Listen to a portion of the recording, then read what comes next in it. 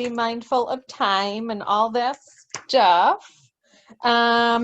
Kristina, why don't you start by introducing yourself? I'm not sure if everybody here knows who you are. So if you wouldn't mind telling people who you are, talk a little bit about family, and what made you get started in the business. Okay, sure. So my name is Kristina Trovato. I'm with Keller Williams. I'm out of the Greece office. Family, you know, I'm married. I have 3 daughters, one in high school. She's going to be a senior, and then I have twins that are going into 7th grade. So in terms of how I got into the business, actually, I would have to say, I think it was like 5 years ago. I had been a stay-at-home mom, and I was just searching, you know, Facebook, and this ad came up about, it was actually Susan Glenn's. She was looking for an admin for this new company that she was starting with her co-partner, Chelsea Moffett. They were starting this business called Real-Time Transaction. So they were looking for someone to maybe, you know, be part of this group. So I reached out to Susan and I connected with her, and, you know, I ended up meeting with both her and Chelsea, and they ended up hiring me, and I started working for Real-Time Transaction. So at that time, Real-Time Transaction was admins, you know, transaction coordinators for agents within Keller Williams. And at that time, I got paired up to be a transaction coordinator with the Angie Flack Brown team, Jared Korecki. At the time, Carolyn Stifler, she was at Keller Williams as well. And then Joe Saccone. And Joe Saccone is also a Keller Williams agent. He's out of Buffalo. Okay. So I started working for the 4 of them as a transaction manager. And I loved it. You know, I was, you know, talking with them every single day, you know, working the contracts, just the transaction from the time of offer to close, following everything. So in that time, you know, I had made connections too along the way with, you know, obviously meeting attorneys, mortgage lenders, and I knew the process. Mm-hmm. So, you know, it came to the point too where I was like, okay, well, this is great, but I kind of was like craving a little more, right? And my husband had mentioned to me, he said, why don't you go get your license? And I've always never really considered myself, you know, a quote unquote salesperson. I didn't see myself in that role, right? Mm-hmm. So I thought, okay, well, maybe why not, right? I mean, what do I have to lose by doing it? So I signed up for the class, which was 3 years ago. I was actually in class with Alicia. And I signed up and we took the class together, and I ended up getting licensed. And from there, immediately, I ended up, am I talking a mile a minute? No, you're fine. Okay, you're absolutely fine. Stop at any moment, or should I keep going? Just keep going. You're good. I'm taking notes so that there's, you know, things I can revisit. And of course, I just want to remind everybody that if there is a question or something that they have, just go ahead and throw it in the chat and we'll get back to it. So, okay, perfect. Go ahead. So then I got licensed, and it's like, okay, right, now what? So I knew I wanted to stick with Keller Williams. I was already connected with Susan Glenn's and Chelsea. And Susan offered me an amazing opportunity to be a buyer's agent with the Susan Glenn's team. So right out of the gate, I went right into being a buyer's agent with the Susan Glenn's team. Okay. And, you know, it was amazing just to be able to collaborate with, you know, other team members, to really know like the process in and out, also to be given like opportunities, because it's, I mean, let's be honest, it's hard to get started in the business unless you're coming out of it, you know, knowing that people either want to buy or sell, right? You had to like drum up the business and really work at it. So Susan had already had this well-oiled machine in place. So there was opportunity coming my way for me to be able to like run with it. Mm-hmm. So I was a buyer's agent. It was Alex and myself at the time. And, you know, we were given leads. I would convert the leads. I also, you know, I worked with some of my own sphere And I'm just trying to think of where I'm going with that. So I was on the team from, I think I started May of 2017 up until October of 2019. October of 2019, I took a leap of faith and I said, I want to be a solo agent. So I ended up leaving the team to become an individual agent. And from there, like, here I am. And I mean, the business is amazing. I love it so much.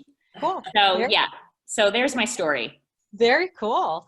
So do you think that, it was a matter of confidence that you didn't think that you could sell, like when you were getting your license? Like, let's talk about some of the things that were going through your head and like, how did you overcome that? Because I feel like, a lot of people on this call are new and, have gotten licensed. And of course, then COVID hit.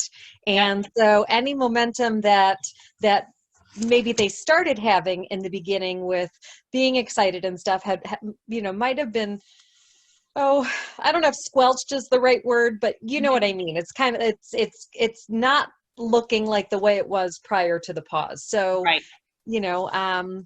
I definitely think confidence had a lot to do with it.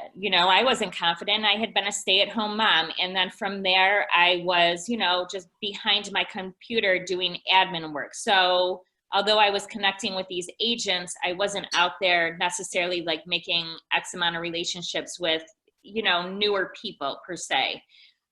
So I definitely think confidence had a lot to do with it. And then once I started doing it and started working with buyers and overcoming, certain objections or certain feelings, then yeah, I was able to run with it. And I always felt and still feel like I give everyone and everything like 150% of me. And, that's it. So yeah, so confidence for sure is a big thing. Okay. So, so somebody put in here, what were you able to learn being on such a big, successful team that helped you when you went out on your own? Systems. For sure, having systems in place. Okay. I think for me personally, I think what helped me going into the business was having, in terms of being like an agent, was having the background knowledge to begin with of the contract, already having connections with attorneys, already having connections with lenders. Because, for example, Angie Flack Brown team, they've always worked, for the most part with like David Dollinger, for example. Mm-hmm. And I had already made those connections with David. So, when I like slid into being an agent, I had already had like a very close connection to Heather. So I just knew that, okay, these are my people. I can trust them. They know me. And it's going to, so I felt like I already had kind of like a team in place, if you will. Okay. I already had a lender that I was working with. But definitely it's systems. Okay. And I was able to see how a team modeled their systems to make it work for them, which helped me as an individual agent. Okay. I think it's hard for newer agents, if they don't see it, to see really how it could be or should be. Okay, like the process, right? Yeah. Like from start to finish. So let's dive a little deeper into that. Let's talk about systems. What type of systems did you implement? And now, are you using command and, things like that? So, tell us what this looks like. So you have an accepted offer. Like, what do you do? What are your systems in place to make sure that the transaction, hits the dates and closes on time? Sure. So, taking from real-time transaction at that time, X amount of years ago, it was very simple, but they had used spreadsheets. So from there, I was able to say, okay, I have a spreadsheet and this is expected on this date. This is expected on this date. It's all color coded, but that's the system I use. When the time comes for me to be a mega agent, and I hope I get there, but I hope to expand that system to make it different. But right now it's just an Excel spreadsheet. Okay. But it's there, it's laid out for me. I'm able to see it and it works really well. Okay. So does it mimic, are you familiar with Trello by any chance? So on the Susan Glenn's team, we did use Trello. Okay. I never got too fully involved in Trello. It was our admin that did at the time, but I was familiar with it. Okay. I don't think the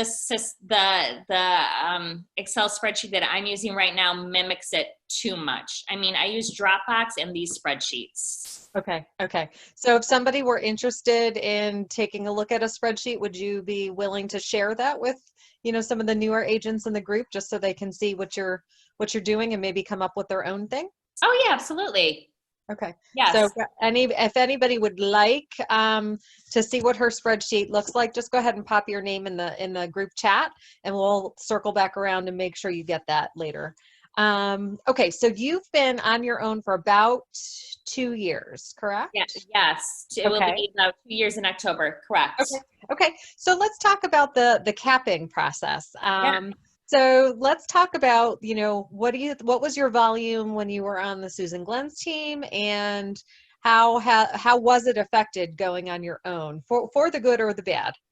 So, and here's where I kind of got lost at that time in terms of leaving the team at the time I did, in terms of, going off a like percentage per se with a team and then trying to go to an individual agent for my cap. So let me backtrack.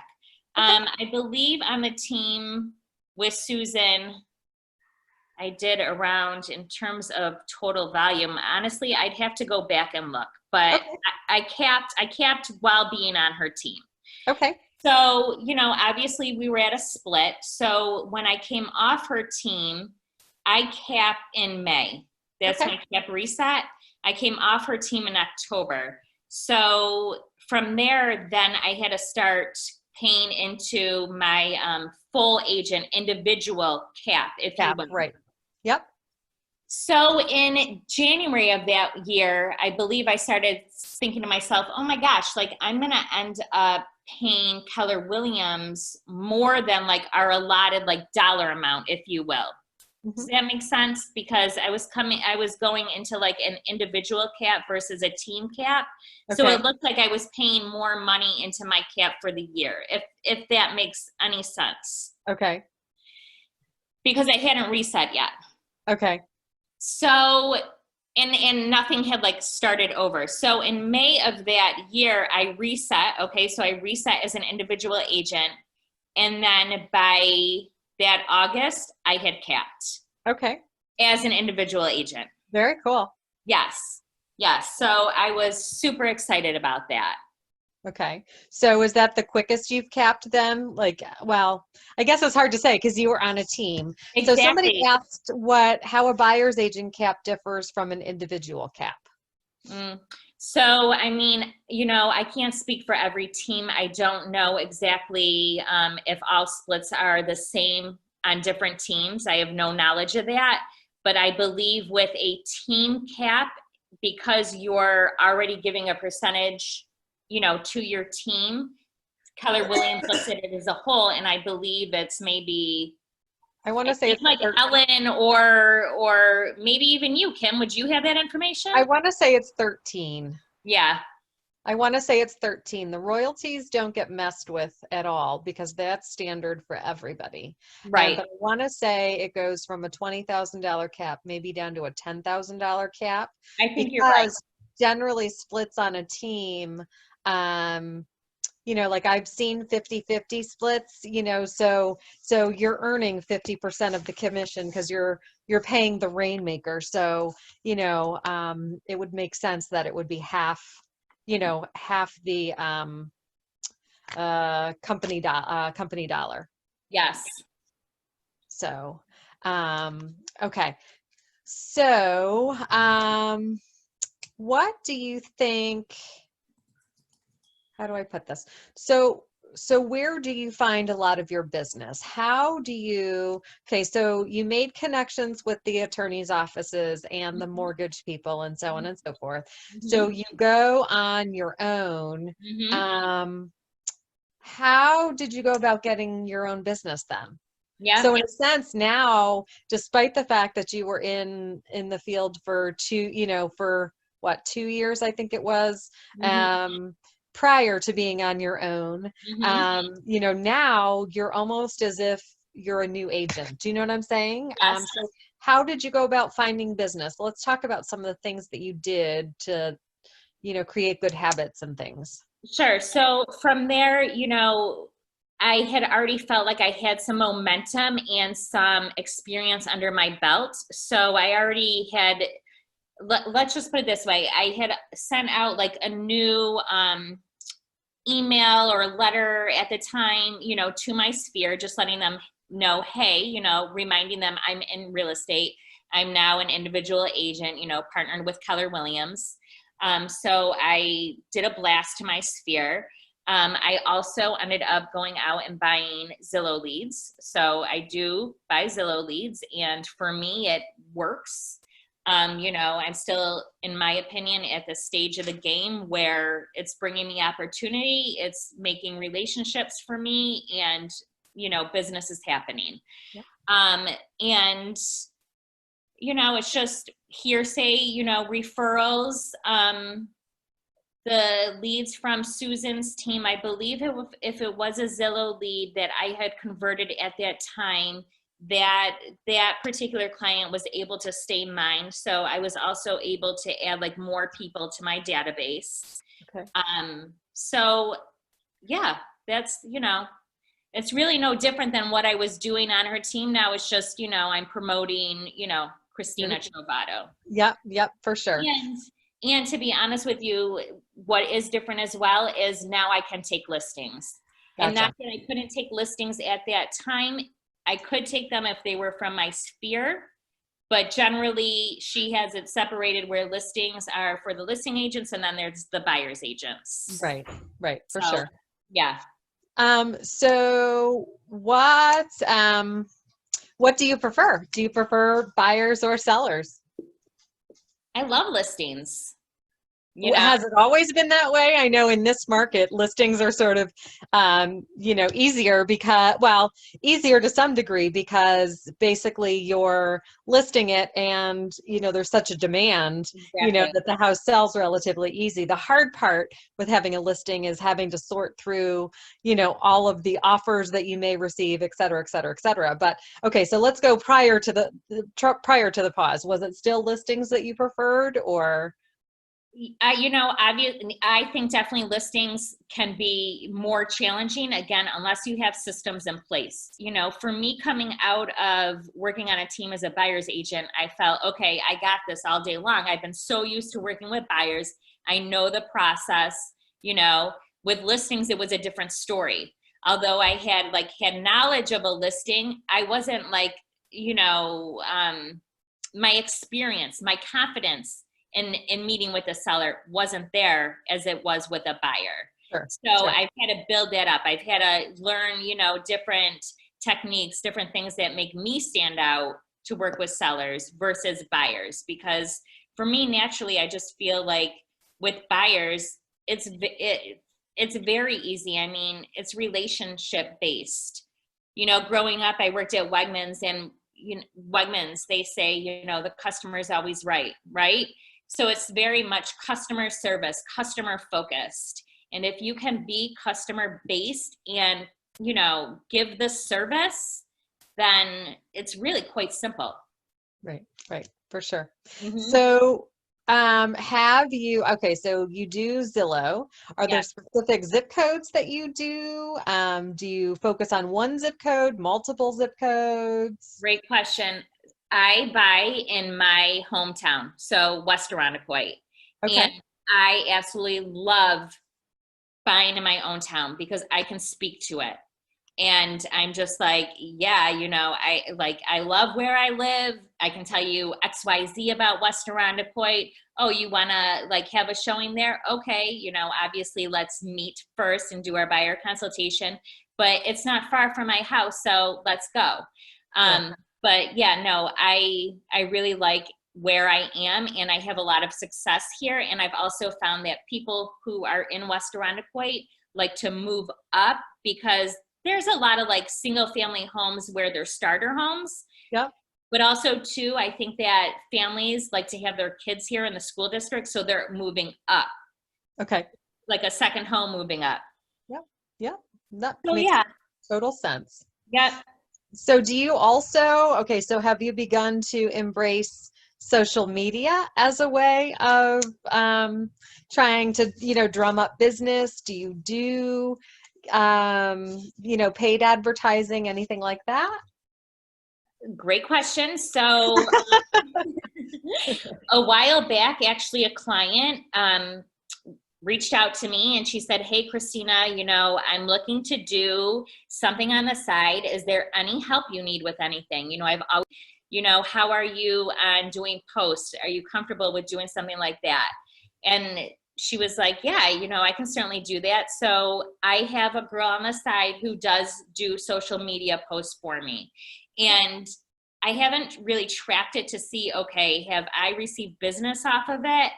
Because right now I just feel like at least it's one thing that I don't have to think about, but it keeps my name out there. Gotcha. As long as we're in line with or aligned with the post that she puts out there, then I'm like, just, post what you think will work. Sometimes I'll screenshot her something where I'm like, oh, I really like this idea. Can you duplicate it for me to make it like branded towards me? Gotcha. Or I want to focus on this today. Can you come up with something for me? Gotcha.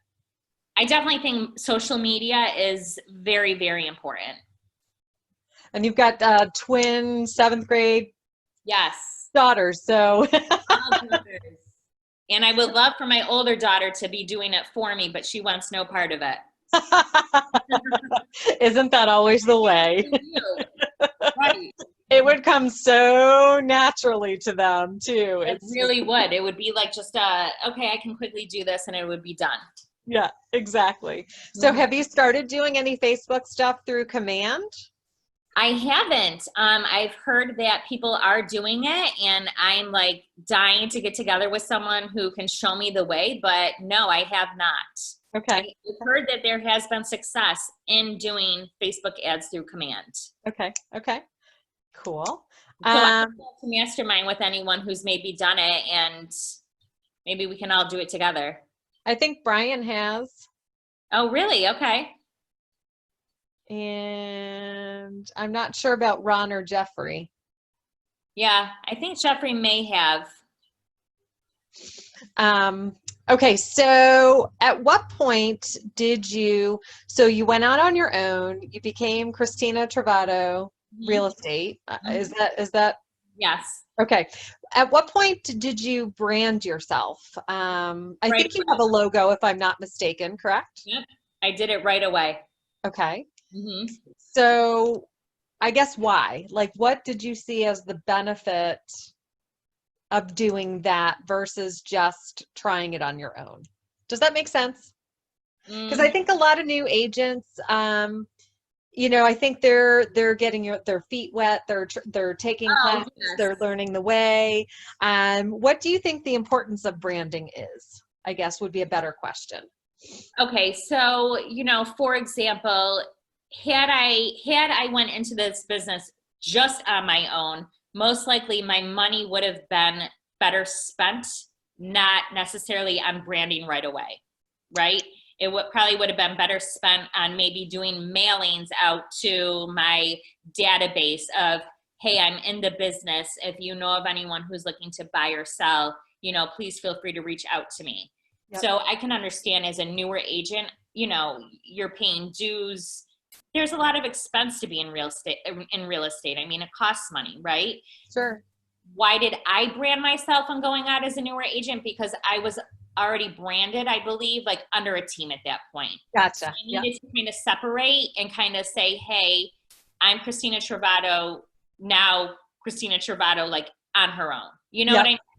So I think that was important. And to be quite honest with you, I just went to Etsy. I went to Etsy and found a graphic designer who created a logo for me, and it cost me hardly anything. Cool. Yes. Etsy, huh? Awesome. Yeah. Okay. So it's like, it wasn't like, it didn't cost me a ton of money. It was extremely affordable. They sent me some, you know, logos, and I took one that I really liked and I just ran with it. And yeah, that's that. Very awesome. Yes. Very awesome. So, okay, so do you do client closing gifts? Do you do appreciation events?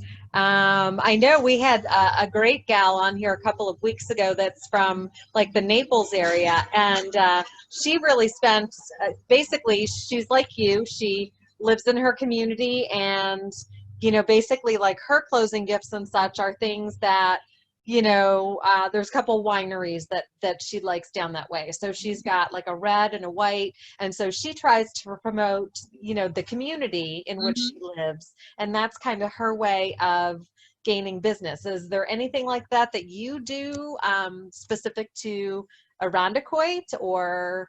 No, I mostly, and I do closing gifts. I will do closing gifts based on things that I've picked up throughout my relationship with that buyer per se, or that seller. So they're all individual gifts.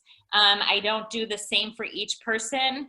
And I really don't even, and this is something that I have to get better about and probably set parameters around it, you know, along the way, but I don't even do like a set amount for clients. It's just like, oh, you know, I'm going to go throw together a basket of Joanna Gaines stuff for my client and give it to them. Or, Right. oh, you know, here's a bottle of champagne and some, you know, champagne glasses. So there's really no rhyme or reason. I guess it's about my relationship with them and things that I've picked up that will remain with me up until the time that they close. Gotcha. That's Yeah. cool. So have you begun to do any client appreciation events yet, or is that something, you know, that's in the future? So I did do a pie event in November. I did that with Beverly, and I loved doing it with Beverly. We had a great time. For me, I feel like I could have found more success in it. But hey, you have to do it once to know what to do better the next time. Sure, So sure. I learned, and now I'll probably promote it more, you know, maybe change up my pie a little bit. I don't know. I will do it again. I will do it again. And yes, I do believe in client events. It's just, again, you know, I think it's, for me, I like doing it with other agents. It can be lonely doing it by yourself, and it can be also scary. Like, is anyone going to show up? Right, exactly. Exactly. Nothing like putting all this time and energy into something and having it Right. That's even having an epic failure. right. And that's even how I felt like this morning. Is anyone going to come to this call? But Aw. it's all good. Yeah, no, you're doing great. So, okay, so somebody else was asking, Mary was asking, how do you nurture your database? You just said that, you know, you keep, I forget what it was. I meant to write it down and I forgot. Mary, can you jump on and help? Sure. I'm always interested in how people, you know, how do you nurture your database? Because I second guess myself on it all the time. Like, you do the daily twos, or how often do you contact them? What do you do? So going back to systems, I wish I had a system for following up, you know, with my database, or even drip campaigns. I'm sure there's drip campaigns that we can set up in Command. I just haven't gotten there yet. But in terms of follow-up, I think that's also something that really stands out for me. Follow-up is everything. So I am constantly like following up with my people, whether they are active buyers, maybe buyers, you know, who are down the road, sellers. And there's really no rhyme or reason, but I do incorporate a lot of text. I'll text message them. I'll just email them, say, hey, how's it going? You know, anything that I can do for you at this time. If I know it's a buyer who's looking, I will proactively look at the market for them. I'll pick a property and say, hey, you know, here's a property, thought of you. What are your thoughts on this? Just so they know that I'm engaging and I haven't forgotten about them. Mm-hmm. But in terms of having something automated, I don't have that. And it's something I had to work on, because follow-up is key. We have to follow up with our people. That's what's going to keep that relationship going. And too, because there's so many of us out in the field, right? So if we drop the ball and they don't like the service they're given, chances are they're going to hook up with someone else who they're like going to move on with. So Sure. You got to really stand out, or at least stay engaged. Right. Sure. Yeah. So how has COVID affected your Mm. ability to do that? Are your conversations looking different these days? Like, how have you had to shift if you've had to? I'm not sure. Yeah. So, at the time COVID started, everything went virtual. Well, for the most part, right? And to be honest, now looking back with everything going on, I kind of got used to that virtual world. I really liked it. It was kind of like, okay, look at the video, right? You like this house? Okay, let's go look at this house after you've looked at the video, do a drive-by. How did it, I can't say that it affected it much. I mean, I still had buyers who were willing to write on properties, sight unseen. Now we're able to get back in there, and now I feel like it's busier than ever, even with all the COVID regulations like now in place. Yeah. So I can't say that it really affected it much, other than it changed for the few months of not being able to physically be in person Right. with our clients, but they didn't seem to mind. Right. It kind of sorts out the people that were maybe thinking about moving, and the people that were moving irregardless of, what was going on, because they had to, or, what have you. So. Right. Exactly. So do you do anything, any involvement with your children? Like, do you try to market yourself in the parental sphere, of your children's friends and things like that? Anything at the school? No, and I should, in terms of trying to involve my children, I'm really trying to get my older daughter to see, hey, look, I love you and I really want you to get this 4-year education. However, you can go take this class in real estate and you could kill it. Right. Rather than get into all this higher education debt, you have like such the sales. Okay, maybe I'll take back sales, but you have such the personality where you're like a magnet and people are drawn to you. Like I could see her building an empire. So I'm just like, oh my gosh, please hear like what I'm saying. Right. But no, I don't push it too much like around their friends or their friends' parents. They know I'm in real estate. And if conversations come up, we'll talk about it, but I don't really inject myself unless maybe someone asks. Gotcha. Yeah. Yeah. There is that fine line there that, I know it's like, Mom, you're embarrassing me versus, Exactly. Yeah. And I think you're at the age where you're still dumb yet, right? Like Right. in your children's mind, you're still dumb, and we will be dumb for quite a few more years until, they graduate from college, and now they're like, maybe she was right. Exactly. Like you have no idea what you're talking about. Like real estate, I'm like, there's so much opportunity in real estate. You have no idea. No idea. I wish someone would have told me this X amount of years ago. Right. For sure. Yeah. So if you had one thing that you could tell all of these people on this call, what would it be? I would say real estate is a hustle. It's not easy. However, it's very rewarding. And there's going to be highs and there's going to be lows. But as soon as those lows come, there's going to be like a high that's just going to, take away that low. And, just be kind, come from a place of contribution. Don't come from a place of always wanting to like make a sale. Take the steps, do what you need to do on a daily basis, and the business will come. Just like keep at it. If anyone's having like a bad day where they're questioning whether or not like they want to stay in the business, find people who are going to build you up and talk you through it. You know what I mean? I think that's the other thing for me too in real estate. Within our real estate community, I feel like I've made great connections in terms of like having nice relationships with other agents. Because as a solo agent, it can be lonely, right? And you don't know what you don't know. So being in a group of like-minded agents and having conversations, it really, really helps. Right. So I think that's the other thing too. Make friends within our industry. Make friends with other Keller Williams agents. Don't be shy to ask questions. That's the other thing. Don't not ask questions. Always ask. Right. And if you don't have the answer for someone, just say, hey, great question. I don't have the answer for you. Let me get back to you. Sure. I have a weekly coaching call, and one of the things that my coach told me, which I forever think about and remember, is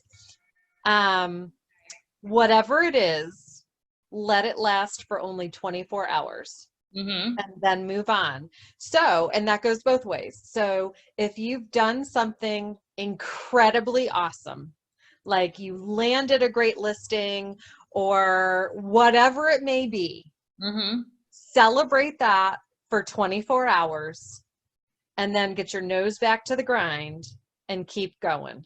Yes. Because, it's like let's say you have a fantastic end to the month, right? They do the numbers and, the 30th or the 31st of the month rolls around and you've closed, $2.5 million and it was like a record month, whatever. Mm-hmm. Take that day, celebrate it, but then get back to it the first day of the next month. So in other words, you're not letting your foot off the gas. You know what I mean? And spending too much time celebrating and then have a week or two go by and you go, oh crap, like I got nothing going.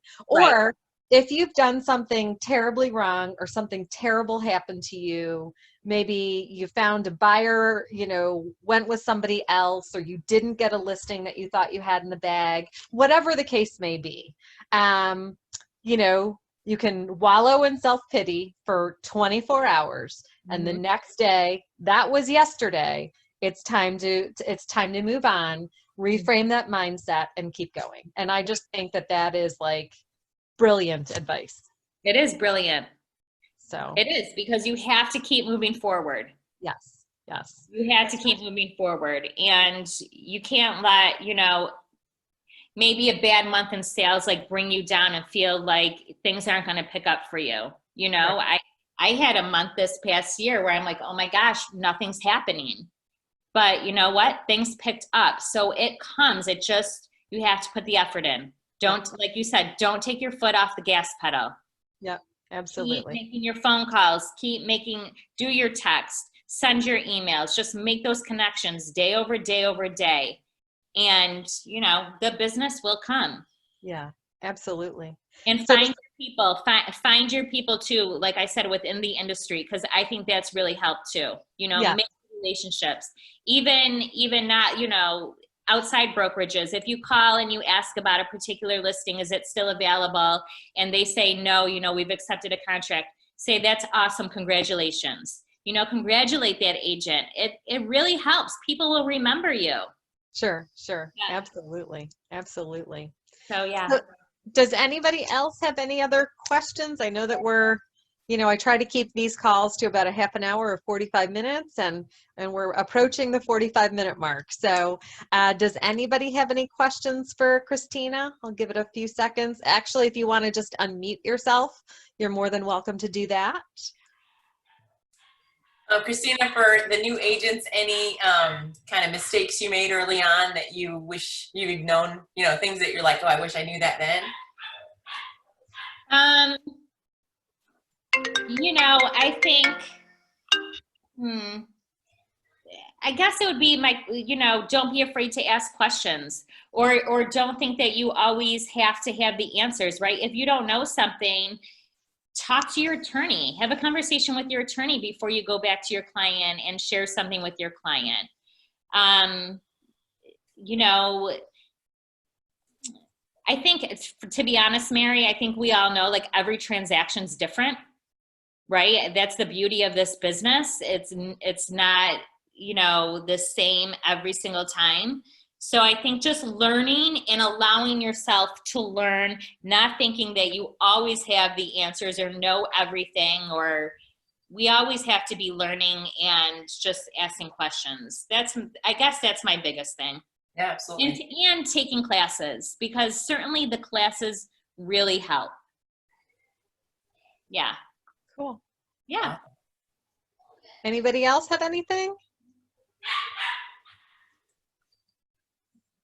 All right.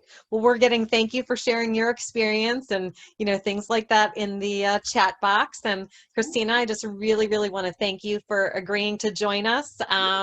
We've had actually a few agents that have declined because they didn't want to, they, like you, they were a little nervous and, didn't want to talk in front of people, and I get that. But, my thing I want everybody to take away from this is again, there's no right or wrong. Right. It's intriguing to me to hear everybody's story, because everybody has one, and everybody's path is different. And I think that the more we hear that, I think the better everybody else is. So thank you for having the courage to join us and, answer questions. And I appreciate your time. Of course. Thank you. It was fun. You're welcome. You're welcome. All right, you guys, everybody have a fantastic day. Kristina, if you wouldn't mind maybe emailing me, the Excel sheet, because there were quite a few people that had expressed interest. So that would be great. Okay, And if I can find somebody that's doing Facebook ads and stuff, I will be sure to connect the two of you, so you can mastermind around that. Yes. So, Thank you so much, Kim. you're welcome. You're welcome. Bye, Have guys. a great day. Good morning. Bye-bye. Bye.